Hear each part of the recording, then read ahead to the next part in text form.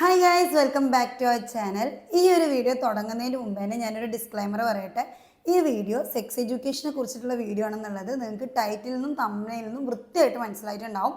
ഇത് കുറച്ച് പാവപ്പെട്ട സ്ത്രീകളുണ്ട്, ഇതുപോലെ PCOD, PCOS, ഹോർമോണൽ പ്രശ്നങ്ങളൊക്കെ ആയിട്ട് സ്വന്തം ദാമ്പത്യ ജീവിതം കൊണ്ടുപോയിട്ട് പടുകുഴിയിൽ നിൽക്കുന്ന ആൾക്കാർ, അവർക്കൊരു ഹെൽപ്പ് ആവുമെന്ന് വിചാരിച്ചിട്ട് നമ്മൾ ചെയ്യുന്നൊരു വീഡിയോ ആണ്. സത്യം പറഞ്ഞാൽ എൻ്റെ PCOSൻ്റെ ജേണി ഞാൻ പറഞ്ഞുകൊണ്ടിരിക്കുന്ന സമയത്ത് എനിക്ക് ഒരുപാട് മെസ്സേജസ് കിട്ടിയിട്ടുണ്ടായിരുന്നു. അതിൻ്റെ ബേസിലാണ് നമ്മൾ ഈ ഒരു വീഡിയോ ചെയ്യുന്നത്. ഇനി വീഡിയോ മുഴുവനായിട്ട് കണ്ടിരുന്നിട്ട് വന്നിട്ട് മറ്റേ വീഡിയോ ആണെന്ന് കരുതിയിട്ട് ഞാൻ ഇത് കണ്ടതാണ്, അല്ലെങ്കിൽ ഈ ഒരു കോണ്ടന്റ് എന്തിനാ ചെയ്തതെന്നൊക്കെ ചോദിച്ച് നെഗറ്റീവ് കമൻറ്റ് ഇടാൻ ആരെങ്കിലും ഉദ്ദേശിക്കുന്നുണ്ടെങ്കിൽ ഇട്ടോ, കുഴപ്പമുള്ള കാര്യമല്ല. പക്ഷെ അതിനേക്കാൾ ബെറ്റർ ആയിട്ടുള്ളൊരു കാര്യം എന്ന് വെച്ചാൽ നിങ്ങൾ ഇവിടെ വെച്ച് കാണൽ നിർത്തുക എന്നുള്ളതാണ്. ഓക്കെ, അപ്പോൾ ഇനി നമുക്ക് നേരെ വീഡിയോയിലോട്ട് പോകാം. ഇത്തരത്തിലുള്ളൊരു ഡിസ്ക്ലൈമർ ഞാനിവിടെ പറഞ്ഞില്ല എന്നുണ്ടെങ്കിൽ വീഡിയോ മുഴുവനായിട്ട് കാണുകയും ചെയ്യും, അവസാനം ഒരുമാതിരി കൊനിഷ്ഠ വർത്താനം കൊണ്ട് വരികയും ചെയ്യും കേട്ടോ ചില ആൾക്കാർ. അതുകൊണ്ടാണ് ഈ ഒരു ഡിസ്ക്ലൈമർ ഇവിടെ പറയുന്നത്. പിന്നെ പുരുഷന്മാരാരെങ്കിലും കാണുന്നുണ്ട് എന്നുണ്ടെങ്കിൽ നിങ്ങൾ ഇത് മുഴുവനായിട്ട് കാണുക, അതേപോലെ തന്നെ നിങ്ങളുടെ പാർട്ട്ണർക്ക് ഈ ഒരു വീഡിയോ ഷെയർ ചെയ്ത് കൊടുക്കുക. സോ നമുക്ക് നേരെ വീഡിയോയിലോട്ട് പോവാം. ആക്ച്വലി PCOD അല്ലെങ്കിൽ PCOS അല്ലെങ്കിൽ തൈറോയ്ഡ്, ഹോർമോൺ പ്രശ്നങ്ങളൊക്കെ ഉള്ള ആളുകൾ അല്ലെങ്കിൽ സ്ത്രീകളെ അവരുടെ ലൈഫിൽ സെക്സ് എന്ന് പറയുന്നത് വലിയൊരു പ്രശ്നം തന്നെ ആയിട്ട് ചില ആൾക്കാർക്കെങ്കിലും അനുഭവപ്പെടാറുണ്ട് കേട്ടോ. അതെന്തുകൊണ്ടാണ് സംഭവിക്കുന്നതെന്ന് വെച്ച് കഴിഞ്ഞാൽ, ഞാൻ ഈ ഒരു കണ്ടീഷനിലൂടെ പോയിട്ടുള്ള ഒരാളാണ്. നമുക്ക് എന്തെങ്കിലുമൊക്കെ ഒരു പ്രയാസങ്ങൾ വരുന്ന സമയത്ത് ആദ്യം നമ്മൾ തളർന്നു പോവുക മാനസികമായിട്ടാണ്. ഓക്കെ, സ്ത്രീകളെ സംബന്ധിച്ചിടത്തോളം മാത്രമല്ല, ഇത് പുരുഷന്മാർക്കും അങ്ങനെ തന്നെയാണ്. നിങ്ങൾക്ക് കാര്യമായിട്ട് എന്തെങ്കിലും രോഗം വന്നു കഴിഞ്ഞാൽ പുരുഷന്മാരും ആദ്യമായിട്ട് മാനസികമായിട്ടാണ് തകർന്നു പോകുക അല്ലേ. അതായത് ശരീരം ക്ഷീണിക്കുന്ന സമയത്ത് ആദ്യം അത് മനസ്സിനെ ക്ഷീണിപ്പിക്കും. പക്ഷെ സ്ത്രീകൾ അനുഭവിക്കുന്ന വേറെ കുറേ കാര്യങ്ങളുണ്ട്. ഇവർക്ക് പെട്ടെന്ന് ബോഡി വെയ്റ്റ് വരും, മീശ വരും, അതേപോലെ കണ്ണിന് ചുറ്റും കറുപ്പ് വരും, മുഖത്ത് അവിടെ പാച്ചസ് വരും, ഒരു ലോഡ് പിമ്പിൾ വരും, അതേപോലെ ഇവർക്ക് തീരാത്ത ക്ഷീണം വരും. ഇങ്ങനത്തെയൊക്കെ ബുദ്ധിമുട്ട് വെച്ചുകൊണ്ട് അവരുടെ ഹസ്ബൻഡിനെ ഫേസ് ചെയ്യുന്ന സമയത്ത് ഒരു പക്ഷേ എല്ലാവരും പറയുന്ന പോലെ ഭർത്താവ് ചിലപ്പോൾ പറയുന്നൊരു കാര്യമാണ്, നീ തടിച്ചല്ലോ, എനിക്ക് മീശ വന്നല്ലോ, എനിക്ക് കുരു വന്നല്ലോ, ഈ കറുത്തല്ലോ, ഇങ്ങനെ കുറേ കാര്യങ്ങൾ വിവരമില്ലായ്മ കൊണ്ട് പറയുന്ന ഭർത്താക്കന്മാരും ഉണ്ടാവും. അല്ലെങ്കിൽ ഭർത്താവിൻ്റെ വീട്ടുകാർ പറയും, അവനെ കാണാൻ എന്തോ ഒരു ചന്ത, അവനിപ്പോഴും ചെറുതാണല്ലോ, അവളാണെങ്കിൽ ചീർത്ത് വരികയാണ്, അവൾക്കാണെങ്കിൽ ഇങ്ങനെ മുഖത്ത് ഇങ്ങനത്തെയൊക്കെ പ്രശ്നങ്ങളുണ്ട്, അവൾ പെട്ടെന്ന് വയസ്സായ പോലെ തോന്നുന്നുണ്ട്, അവനൊക്കെ അവളൊരു തീരെ മാച്ചല്ല എന്നൊക്കെ പറഞ്ഞിട്ട് മാനസികമായിട്ട് തകർക്കുന്ന കുറേ ആൾക്കാരുണ്ട്. ഇനി ഇതിൻ്റെയൊക്കെ മേലൊരു കാറ്റഗറി വരുന്നുണ്ട്. ചില അമ്മായിയമ്മമാർ പറയുന്ന കാര്യമാണ്, ഓൾക്ക് രാവിലെ പണി ചെയ്യാൻ ഭയങ്കര മടിയാണ്, അതുകൊണ്ട് അവൾക്ക് രാവിലെ ഭയങ്കര ക്ഷീണമാണ്, ഇന്ന് ഓളെ കെട്ടിയതിൻ്റെ കൂടെ കടന്നുറങ്ങാനായിട്ട് ഒരു കുഴപ്പമില്ല, വൈകുന്നേരമായാൽ അവൾ ഓക്കെ ആണെന്നുള്ളത്. അപ്പോൾ ഇങ്ങനെയൊക്കെ പറഞ്ഞ് കുറേ മാനസികമായിട്ട് സ്ത്രീകളെ തളർത്തുന്നുണ്ട്. ഇനി ഇതൊന്നും ഇല്ലെങ്കിൽ അവർ മാനസികമായിട്ട് തളരട്ടോ, അത് വേറൊരു വിഷയം. പക്ഷേ ഇങ്ങനത്തെ പ്രശ്നങ്ങളുടെ ഇടയിൽ കൂടെ ഇത്തരത്തിലുള്ള കുത്തുവാക്കുകളും കൂടെ കേൾക്കുന്ന സമയത്ത് സ്വാഭാവികമായിട്ടും ഭർത്താവിൽ നിന്ന് ഇവർ ഡിറ്റാച്ച്ഡ് ആവാനായിട്ട് തുടങ്ങും. ഈ ഡിറ്റാച്ച്ഡ് ആവാനായിട്ട് തുടങ്ങുന്നതിനേക്കാൾ വലിയൊരു കാര്യമാണ് ഇവരുടെ ബോഡി എന്ന് പറയുന്നത് ഭർത്താവിനെ എല്ലായ്പ്പോഴും ഇഷ്ടപ്പെടുന്ന ഒരു കണ്ടീഷനിൽ ആയിക്കൊള്ളണം എന്നില്ല. നിങ്ങളുടെ ഭാര്യയുടെ ബോഡിയിൽ വരുന്ന ചേഞ്ചസ്, അല്ലെങ്കിൽ ഇപ്പോൾ നിങ്ങളൊരു പെൺകുട്ടിയാണ് ഈ വീഡിയോ കാണുന്നതെന്നുണ്ടെങ്കിൽ നിങ്ങളുടെ ബോഡിയിൽ വരുന്ന ചേഞ്ചസ് ഒബ്സർവ് ചെയ്താൽ നിങ്ങൾക്ക് മനസ്സിലാവും. ബ്രസ്റ്റ് സാഗി ആവാനായിട്ട് തുടങ്ങിയിട്ടുണ്ടാവും, ഷോൾഡറിൻ്റെ താഴെ അല്ലെങ്കിൽ കൈൻ്റെ കക്ഷത്തിൻ്റെ താഴെയൊക്കെ മസിൽസ് ലൂസ് ആവാനായിട്ട് തുടങ്ങിയിട്ടുണ്ടാവും, എല്ലാ ഫാറ്റും പാടെ വയറിൽ വന്ന് അടിഞ്ഞിട്ട് അതൊരു കുംഭ വയറായിട്ട് നിൽക്കുന്നുണ്ടാവും. അപ്പോൾ ഭർത്താവിനെ സംബന്ധിച്ചിടത്തോളം ഇവള് പണ്ടത്തെ പോലെ അല്ല, അല്ലെങ്കിൽ അവളുടെ ശരീരത്തിന് മാറ്റങ്ങൾ വരുന്നുണ്ട് എന്നുള്ളത് എല്ലാ ഭർത്താക്കന്മാർക്കും ഉൾക്കൊള്ളാനായിട്ട് പറ്റില്ല. അപ്പോൾ ഈ ഭർത്താവിൽ നിന്ന് എന്തെങ്കിലും വന്ന് കേൾക്കുമ്പോൾ, അല്ലെങ്കിൽ വീട്ടുകാരിൽ നിന്ന് കേൾക്കുമ്പോൾ, അല്ലെങ്കിൽ അമ്മായിയമ്മയിൽ നിന്ന് കേൾക്കുന്ന സമയത്തൊക്കെ സ്ത്രീകൾ സാധാരണ മാനസികമായിട്ട് തകർന്നു പോവുക ചെയ്യുക. ആൻഡ് ഈ ഒരു കാരണം കൊണ്ട് തന്നെ ഇവർക്കുണ്ടാവുന്ന സെക്ഷൽ തോട്ട്സ്, അതായത് പുരുഷന്മാർക്ക് സെക്ഷൽ തോട്ട്സ് അല്ലെങ്കിൽ സെക്ഷൽ സ്റ്റിമുലേഷൻ വരുന്നത് കണ്ണിലൂടെ, കാഴ്ചയിലൂടെയാണെന്ന് പറയുന്ന പോലെ ഭാര്യമാർക്ക് സെക്ഷലി സ്റ്റിമുലേറ്റ് ആവുന്നത് അവരുടെ ചെവിയിലൂടെയാണ്.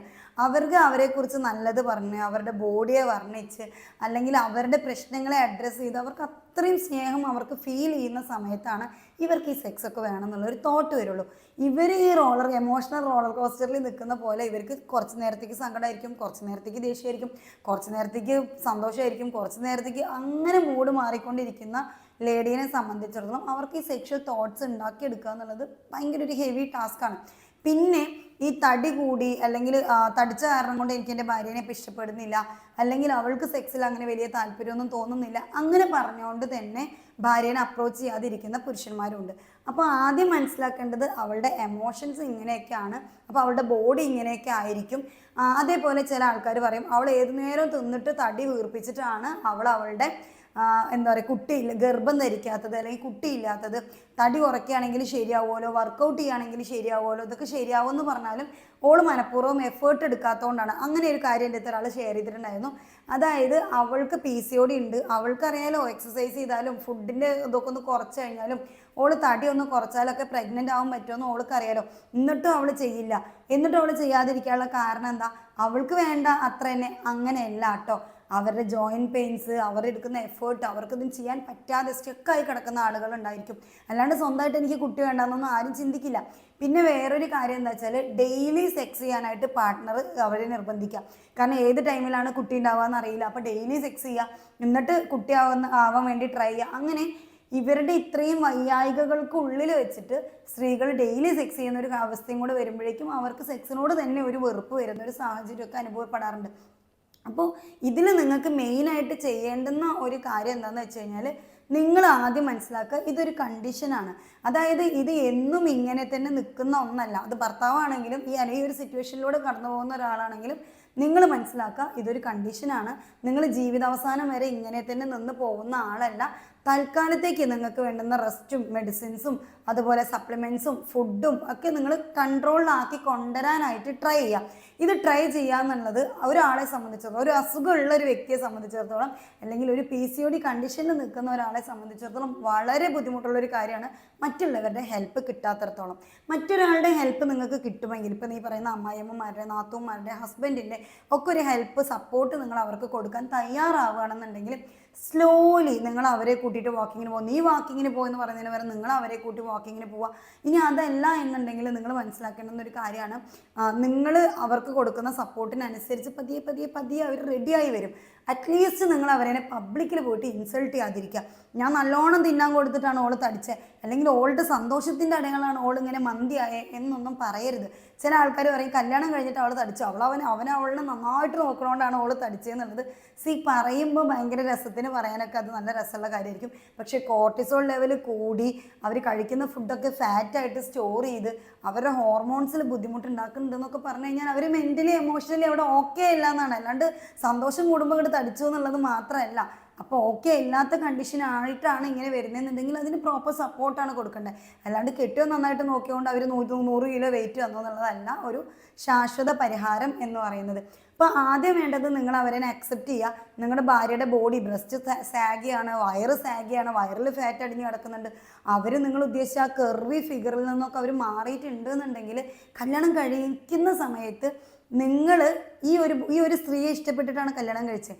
നാളെ നിങ്ങളുടെ ബോഡിക്ക് എന്തും സംഭവിക്കാം. നിങ്ങൾ തടിക്കാം, മെലിയാം, നിങ്ങൾക്ക് ക്യാൻസർ വരാം, റേഡിയേഷൻ കൊണ്ടുവന്ന് വരാം, ചെയ്യേണ്ടി വരാം, അല്ലെങ്കിൽ നിങ്ങൾക്ക് ഓപ്പറേഷൻ ചെയ്യേണ്ടി വരാം. ഇവിടെ ഒരു ആക്സിഡൻ്റ് ആയാൽ പോലും നിങ്ങളുടെ ഈ ചന്തം കൊണ്ട് നടക്കുന്ന ബോഡി എന്ന് പറയുന്നത് കഴിഞ്ഞ്, അതിൻ്റെ കത്തിക്കൽ കഴിഞ്ഞു.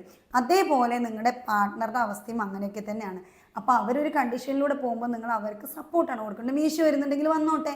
നിങ്ങളുടെ ഭാര്യയുടെ മുഖത്തുള്ള മീശയിൽ നിങ്ങൾക്കൊരു കാര്യം അറിയോ, ചില ആളുകൾ, എൻ്റെ ഏട്ട് എന്ന് തന്നെ ഞാൻ പറഞ്ഞേക്കാം, എനിക്ക് സ്ട്രെച്ച് മാർക്സ് ഒക്കെ വന്ന സമയത്ത് എനിക്ക് ഭയങ്കര ബുദ്ധിമുട്ടായിരുന്നു. എനിക്ക് എൻ്റെ ബോഡിയിലോട്ട് നോക്കുന്ന സമയത്ത് എന്തോ പോലെയായിരുന്നു. വെരി ഫസ്റ്റ് ടൈം എനിക്ക് സ്ട്രെച്ച് മാർക്സ് വന്ന സമയത്ത്. അപ്പോൾ എൻ്റെ ഇത് പക്ഷേ പറയുന്ന കാര്യമുണ്ട്, ഈ മാനത്ത് ഇങ്ങനെ മിന്നലൊക്കെ അടിക്കുമ്പോൾ പല തരത്തിലുള്ള ഫോമിൽ ഡിസൈനൊക്കെ വരൂലേ, അതേപോലെയാണ് വയറ് കാണാനായിട്ട്. ഷെയ്നും മീയും കടന്ന ശേഷിയല്ലേ ഇങ്ങനെ ഉണ്ടായ, പണ്ട് ആലിലെ വയറായിരുന്നില്ലേ, ഇപ്പോൾ കാണാൻ എന്തോരു രസം. അത് എൻ്റെ കുമ്പ് വയറിന് സ്ട്രെച്ച് മാർക്സിൽ നോക്കിയിട്ട് എൻ്റെ ഹസ്ബൻഡ് പറയുമ്പോൾ എൻ്റെ 2 മക്കളിനെ അതിൻ്റെ ഉള്ളിൽ നീ കടത്തിയില്ലെന്ന് പറയുമ്പോൾ എനിക്ക് കിട്ടുന്ന ഒരു ഹാപ്പിനെസ് എന്ന് പറയുന്നത് അൾട്ടിമേറ്റ് ആണ്. നമ്മൾ നമ്മുടെ ബോഡീനെ ലവ് ചെയ്യുന്ന ഒരു കണ്ടീഷനിലോട്ട് സ്ലോലി എത്തും.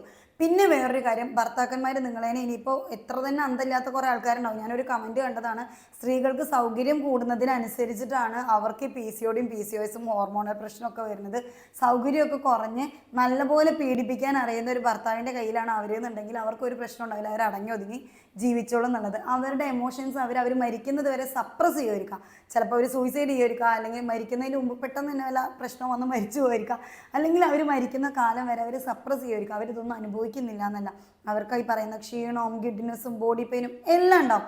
ഇനി ഇത് എല്ലാവർക്കും ഉണ്ടാവുമോ എന്നുള്ളതാണ് പ്രശ്നം. ചില ആളുകൾ വന്നിട്ട് പറയും എൻ്റെ കൂട്ടുകാരൻ്റെ ഭാര്യയ്ക്ക് PCODയും PCOSും ഒക്കെ ഉണ്ടല്ലോ, അല്ലെങ്കിൽ വൈറ്റമിൻ ഡിൻ്റെ പ്രശ്നം ഉണ്ടല്ലോ, അല്ലെങ്കിൽ ഓവറിയിൽ സ്വെല്ലുണ്ടല്ലോ, കള്ളപ്പുണ്ടല്ലോ, എന്നിട്ട് ഓളൊക്കെ ഒരു കുഴപ്പമില്ലല്ലോ എന്നുള്ളത്. അവർക്കതില്ല എന്ന് വെച്ചിട്ട് നിങ്ങളുടെ ഭാര്യയ്ക്ക് കുഴപ്പമുണ്ടാവാൻ പാടില്ല എന്നല്ല. അതായത് ഇത് പേഴ്സൺ ടു പേഴ്സൺ ഡിഫറെൻ്റ് ആണ്. നിങ്ങളുടെ ഭാര്യ അനുഭവിക്കുന്ന സ്ട്രഗിൾ എന്താണെന്നുള്ളത് അവർക്ക് മാത്രമാണ് അറിയുള്ളൂ. നമ്മൾ എപ്പോഴും പറയുന്ന കാര്യമാണ്, അവർക്ക് മാത്രമാണ് അറിയുള്ളൂ. ഇനി അവർക്ക് സെക്സിനോട് താല്പര്യമില്ല, താല്പര്യക്കുറവ് തോന്നുന്നുണ്ടെങ്കിൽ വൈ എന്നുള്ള ക്വസ്റ്റ്യൻ ആൻസർ നിങ്ങൾ സ്വന്തമായിട്ട് ആലോചിക്കുക. എന്തുകൊണ്ടാണ് ഭാര്യയ്ക്ക് സെക്സിനോട് താല്പര്യമില്ലാത്തത്? നിങ്ങൾ അവരെ ബോഡി ഷെയിം ചെയ്തിട്ടുണ്ടാവും. അവരുടെ ബോഡി നിങ്ങളുടെ മുന്നിൽ കാണിക്കാൻ അവർ ആഗ്രഹിക്കുന്നുണ്ടാവില്ല. ഇനി അതല്ലാന്നുണ്ടെങ്കിൽ നിങ്ങൾ അവരുടെ ക്ഷീണത്തെ കളിയാക്കിയിട്ടുണ്ടാവും. നിനക്ക് എപ്പോഴും ക്ഷീണമാണല്ലോ എന്നുള്ളത്. അപ്പം ജോലി ചെയ്യാൻ ക്ഷീണം കാണിക്കുന്ന ഭാര്യ രാത്രി ബെഡ്റൂമിൽ ആക്റ്റീവ് ആണല്ലോ എന്നുള്ളത് നിങ്ങൾ തെറ്റിദ്ധരിച്ചാലോ എന്നുള്ള പേടിയുണ്ടാവും. അതിൻ്റെ വേറൊരു കാര്യം എന്താ വെച്ചാൽ, നിങ്ങൾ മറ്റുള്ളവർക്ക് മുന്നിൽ വെച്ചിട്ട് അവരെ കമ്പയർ ചെയ്തിട്ടുണ്ടാവും. അവൾക്ക് PCOD ഉണ്ട്, അവൾ ഓക്കെയാണ്, നിനക്ക് PCOD ഉണ്ട്, നീ ഓക്കെ അല്ല എന്നുള്ളത്. പേഴ്സണൽ അറ്റാച്ച്മെൻറ്റ് അവിടെ കുറഞ്ഞ് വന്നിട്ടുണ്ടായിരിക്കും. നിങ്ങൾക്ക് ചെയ്യാനുള്ള കാര്യം ആകെ ഇത്രയേ ഉള്ളൂ, വളരെ സിമ്പിളാണ്. ഇവരെ ഒന്ന് മനസ്സിലാക്കാൻ ശ്രമിക്കുക. അവരുടെ മൂഡ് സ്വിങ്സ് ആയിക്കോട്ടെ, അല്ലെങ്കിൽ അവരുടെ ബോഡിയിൽ വരുന്ന ചേഞ്ചസ് ആയിക്കോട്ടെ, ഇതൊക്കെ ഒന്ന് മനസ്സിലാക്കാനായിട്ട് ശ്രമിക്കുക. ഇത് റിവേഴ്സ് ചെയ്യാൻ പറ്റുന്ന ഒരു കണ്ടീഷനാണെന്ന് നിങ്ങൾ ആദ്യം മനസ്സിലാക്കുക. നിങ്ങൾക്ക് നിങ്ങളുടെ ഭാര്യനെ പഴയ പോലെ ബ്യൂട്ടിഫുൾ ആയിട്ടുള്ള, എനർജറ്റിക് ആയിട്ടുള്ള, ഹാപ്പി ആയിട്ടുള്ള ഭാര്യനെ വേണോ? ഇത്തിരി മെനക്കിടുക. നിങ്ങൾക്കൊരു പനി വരുന്ന സമയത്ത് അവർ നെറ്റിയിൽ തുണിയൊക്കെ നനച്ചിട്ട് തരണില്ലേ? അല്ലെങ്കിൽ നിങ്ങൾക്ക് എന്തെങ്കിലും വയ്യായ്ക വരുമ്പോൾ നിങ്ങളുടെ ഭാര്യ നിങ്ങളെന്നെ ടേക്ക് കെയർ ചെയ്യുന്നില്ലേ? അപ്പോൾ ഇതൊരു കണ്ടീഷനാണെന്ന് മനസ്സിലാക്കിയിട്ട് അവരുടെ എമോഷൻസിനെയും അതുപോലെ അവരുടെ ഫിസിക്കിനെയൊക്കെ നിങ്ങൾ അക്സെപ്റ്റ് ചെയ്യുക. കുറച്ച് കാലത്തേക്ക് നിങ്ങൾ അവരെ കൂടെ നിന്നിട്ടൊന്ന് അവർക്ക് സപ്പോർട്ട് ചെയ്ത് കൊടുത്താൽ നിങ്ങളുടെ പഴയ ചുറുചുറുക്കുള്ള, ഹാപ്പി ആയിട്ടുള്ള, സെക്ഷലി ആക്റ്റീവ് ആയിട്ടുള്ള, അല്ലെങ്കിൽ ആ കെറും ഒക്കെയുള്ള സാധാരണ ആ മുന്നത്തെ ഭാര്യയായിട്ട് അവർക്ക് മാറാനായിട്ട് പറ്റും. ആ ഒരു മുന്നത്തെ ലൈഫ് അവർക്ക് റീച്ച് ചെയ്യണമെന്നുണ്ടെങ്കിൽ അവർ ഒരുപാട് എഫേർട്ട് എടുക്കണം.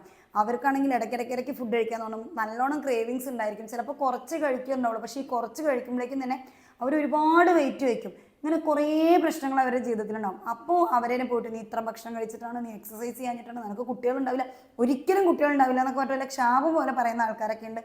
അങ്ങനെയൊന്നുമില്ല.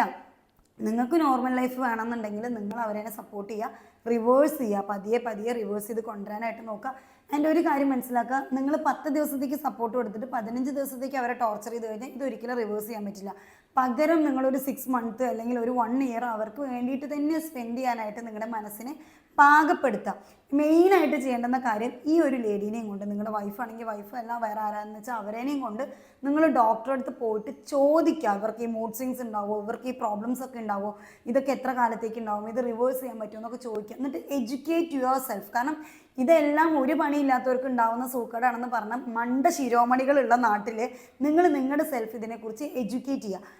എന്നിട്ട് നിങ്ങൾ നിങ്ങളുടെ ഭാര്യനെ അപ്രോച്ച് ചെയ്യുക. അപ്പോൾ നിങ്ങൾക്ക് നിങ്ങളുടെ ഭാര്യയുടെ സാഗി ആയിട്ടുള്ള ബ്രസ്റ്റ് പ്രശ്നമാവില്ല, വയറ് പ്രശ്നമായിരിക്കില്ല, അല്ലെങ്കിൽ നിങ്ങൾ അവരെ ബോഡി ഷെയിം ചെയ്യില്ല. ഇവർ സെക്സിൻ്റെ ടൈമിൽ പെട്ടെന്ന് ടയർഡായിട്ട് പോകുന്നുണ്ടെങ്കിൽ അതൊരു കുറ്റമായിട്ട് നിങ്ങൾക്കോ അവർക്കോ തോന്നില്ല. ആൻഡ് സെക്സ് പോലും സ്നേഹം കൊണ്ട് ചെയ്യുക, കാമം കൊണ്ട് ചെയ്യാതെ പ്രേമം കൊണ്ട് ചെയ്യുന്നൊരു അവസ്ഥയിലോട്ട് ഗ്രാജുവലി നിങ്ങൾ എത്തുക എന്നുള്ളതാണ്. അങ്ങനെ എത്തിയാൽ തന്നെ നിങ്ങൾക്ക് കൺസീവ് ആവാനുള്ള സാധ്യത കൂടുതലാണ്, കുട്ടികളുണ്ടാവും. കാരണം മൈൻഡ് സെറ്റ് കുറേ കൂടെ ബെറ്ററായി, അവർ പോസിറ്റീവായിട്ടുള്ള കാര്യങ്ങൾ പ്രതീക്ഷിക്കാനായിട്ട് തുടങ്ങി. മറ്റത് ഇവർ തന്നെ മനസ്സിൽ പറഞ്ഞുകൊണ്ടിരിക്കുക, എനിക്കൊരിക്കലും കുട്ടി ഉണ്ടാവില്ല, അവർ ധൃതി പിടിക്കുന്നുണ്ട്, അതുകൊണ്ട് എനിക്ക് പെട്ടെന്ന് കുട്ടി വേണം, അയ്യോ എനിക്ക് ഉണ്ടാവുന്നില്ലല്ലോ, ഇങ്ങനെ ആലോചിച്ചുകൊണ്ടേ ഇരിക്കുന്ന അവസ്ഥയായിരിക്കാം. അതൊക്കെ മാറ്റിയിട്ട് നിങ്ങൾ ജസ്റ്റ് അവരെ സപ്പോർട്ട് ചെയ്ത് കൊടുത്താൽ മാത്രം മതി. കുട്ടികളുടെ കാര്യം നിങ്ങൾ സംസാരിക്കുകയേ വേണ്ട, സെക്സിൻ്റെ കാര്യം നിങ്ങൾ അന്വേഷിക്കുകയേ വേണ്ട, അല്ലെങ്കിൽ ഇവരുടെ മൂഡ് സ്വിങ്സിൻ്റെ കാര്യം നിങ്ങൾ നോക്കുക വേണ്ട. പകരം അവർ കഴിക്കാനുള്ള ഫുഡ് സെറ്റാക്കി കൊടുക്കുക. അവർക്ക് സമാധാനത്തോടെ, ഒരു ജോലി ചെയ്തിട്ട് കണ്ടിട്ടില്ല എന്നുണ്ടെങ്കിൽ ഓക്കെ, ചെയ്തിട്ടില്ലെങ്കിൽ വേണ്ട, നിനക്ക് പറ്റുമ്പോൾ ചെയ്താൽ മതി, അങ്ങനെ പറയാം. അവരെ കുറ്റപ്പെടുത്തുന്നതിന് പകരം നിനക്ക് ചെയ്യാൻ പറ്റുമ്പോൾ നീ ചെയ്താൽ മതി, അല്ലെങ്കിൽ നിങ്ങൾക്ക് സഹായിക്കാൻ പറ്റുന്ന കാര്യങ്ങൾ നിങ്ങൾ അവരെന്നെ സഹായിച്ച് നോക്കുക. അവർക്ക് വയ്യാന്നുണ്ടെങ്കിൽ ഞാൻ ഒന്ന് ഫുഡ് ഉണ്ടാക്കിയിട്ടില്ല എന്ന് പറയുമ്പോൾ അതെന്താടി നിനക്ക് ഫുഡ് ഉണ്ടാക്കി തന്ന എന്ന് ചോദിക്കുന്നതിന് പകരം സാരമില്ല, നമുക്ക് വല്ല ഗോതമ്പ് ദോശ ഉണ്ടോ അല്ലെങ്കിൽ നമുക്ക് കഞ്ഞിയുണ്ടോ പെട്ടെന്ന് ഉണ്ടാക്കാൻ പറ്റുന്ന എന്തെങ്കിലും ഉണ്ടാക്കിയിട്ടോ കഴിക്കുക. ഇനി പുറത്തുനിന്ന് വാങ്ങിച്ചു കൊടുക്കാൻ സാമ്പത്തികമുള്ള ആൾക്കാരാണെങ്കിൽ നമുക്ക് 1-2 ദിവസം പുറത്തുനിന്ന് കഴിക്കാം, അതിൻ്റെ ക്ഷീണം ഒന്ന് മാറട്ടെ. അങ്ങനെ നിങ്ങളൊന്ന് സപ്പോർട്ട് ചെയ്ത് കൊടുത്താൽ കുറച്ച് കാലം കൊണ്ട് നിങ്ങളുടെ മക്കൾക്ക് നല്ലൊരു ഉമ്മാനെ തിരിച്ചു കിട്ടും, നിങ്ങൾക്ക് നല്ലൊരു ഭാര്യയെ തിരിച്ചു കിട്ടും. നിങ്ങളുടെ വീട്ടിൽ എല്ലാം സഹിക്കാനും ക്ഷമിക്കാനും, ഇപ്പോൾ പൊട്ടിത്തെറിച്ചുകൊണ്ടിരിക്കുന്ന പല കാര്യങ്ങളും സഹിക്കാനും ക്ഷമിക്കാനും ഒക്കെ കഴിവുള്ള പഴയ നിങ്ങളുടെ വളരെ സ്നേഹനിധിയായിട്ടുള്ള ഭാര്യനെ തിരിച്ചു കിട്ടും. ഇത് കുറേ ആൾക്കാരുടെ സങ്കടം കേട്ടതുകൊണ്ട് ഞാൻ ചെയ്യുന്നൊരു വീഡിയോ ആണ് കേട്ടോ. ടൈറ്റിലോ തംബ്നെയിലോ കണ്ടിട്ട് സെക്സ് എഡ്യൂക്കേഷൻ്റെ വീഡിയോ ഒക്കെ ചെയ്യുന്നത് മോശമാണെന്ന് കരുതുന്ന ആൾക്കാരത്താണ് എനിക്ക് പറയാനുള്ളത്. എനിക്കിതിലൊരു മോശം തോന്നുന്നില്ല. സ്ത്രീകൾക്ക് വേണ്ടി സംസാരിക്കുക എന്നുള്ളത് അല്ലെങ്കിൽ എൻ്റെ പോലുള്ള കുറേ പെണ്ണുങ്ങൾ അനുഭവിക്കുന്ന കാര്യങ്ങൾ ഷെയർ ചെയ്യുക എന്നുള്ളത്. അത്രയെങ്കിലും ചെയ്തില്ല എന്നുണ്ടെങ്കിൽ പിന്നെ ഞാൻ എന്തുകൊണ്ട് ഇൻഫ്ലുവൻസറുടെ അതുകൊണ്ട് ചെയ്തതാണ്. നിങ്ങളുടെ വിലയേറിയ അഭിപ്രായങ്ങൾ നിങ്ങൾ കോമെൻറ്റ് ചെയ്യുക. ഈ വീഡിയോ ഉപകാരപ്പെടുമെന്ന് വിചാരിക്കുന്ന ആളുകളിലോട്ട് നിങ്ങൾ എത്തിച്ചു കൊടുക്കുക, ഷെയർ ചെയ്ത് കൊടുക്കുക. ഇൻഷാ അല്ലാഹ് അടുത്തൊരു വീഡിയോ ആയിട്ട് വരുന്നതായിരിക്കും. എല്ലാവർക്കും ബൈ ബൈ, അസ്സലാമു അലൈക്കും.